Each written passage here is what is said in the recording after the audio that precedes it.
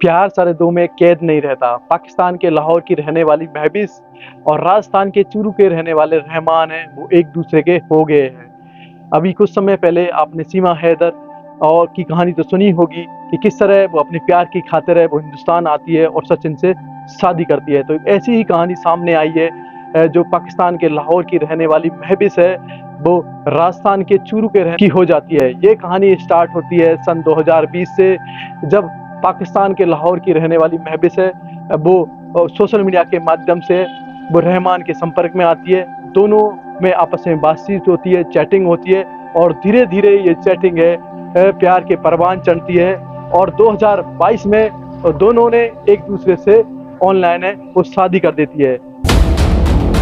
हमारी मुलाकात हुई थी 2022 में, हमने शादी की है। तो 2023 में मैं उम्रे पे गई थी सऊदीया में, फिर उधर जाके मौलवी ने निकाह पढ़ाया था हमारा।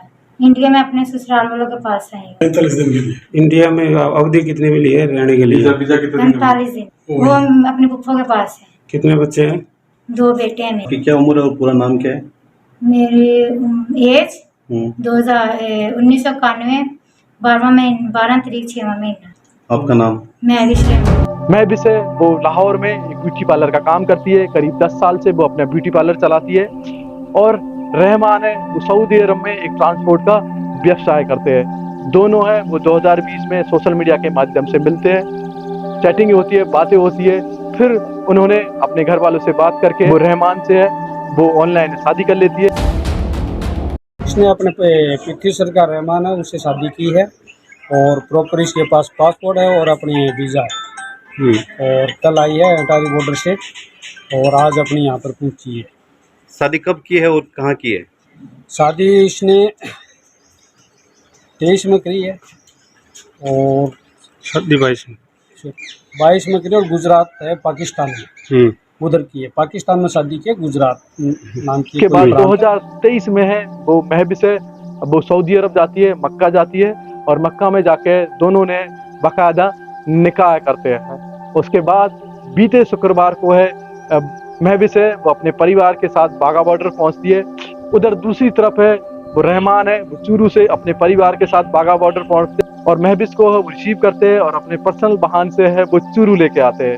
तो ये कहानी जैसे ही सोशल मीडिया पर आती है वायरल हो जाती है कि पाकिस्तान के लाहौर की रहने वाली महबिस है और राजस्थान के चूरू के रहने वालों रहमान से प्यार करती है और दोनों है वो शादी करते हैं और शादी के बाद है वो हिंदुस्तान आती है। जैसे ही नज़दीकी पुलिस थाने को पता चलता है वो छानबीन करते हैं, डॉक्यूमेंट्स चेक करते हैं, उनके पासपोर्ट और जो भी उनके कागजात है वो चेक करते हैं। और जब पुलिस अधिकारी तो चूरू के थाना नगर के जो थानाधिकारी है उनके डॉक्यूमेंट चेक करते हैं तो जो महबिस के हैं वो पासपोर्ट में जब उनकी शक्ल देखते हैं तो शंका करते हैं कि ये क्या आप ही हो। तो जो महबिस है उनका कहना है कि हाँ ये मैं ही हूँ, क्योंकि पाकिस्तान सरकार है वो झूठ नहीं बोलती है। तो डॉक्यूमेंट्स वेरिफिकेशन के बाद है वो उन्हें घर भेजते हैं। महबिस है वो 45 दिन के टूरिस्ट वीज़ा पर भारत आई है। 45 दिन वो हिंदुस्तान में ही रहेगी, लोगों से मिलेगी, परिवार के जो रहमान के लोग परिवार के लोग हैं उनसे मिलेगी। हालांकि महबिस है वो शादीशुदा है, पहले से ही उसके 2 बच्चे हैं लेकिन उसका तलाक हो चुका है उनका कहना है। उधर रहमान भी है वो शादीशुदा है, उनके भी 2 बच्चे हैं लेकिन उनकी बीवी से अनबन के चलते उनकी बीवी है वो पीयर में रहती है।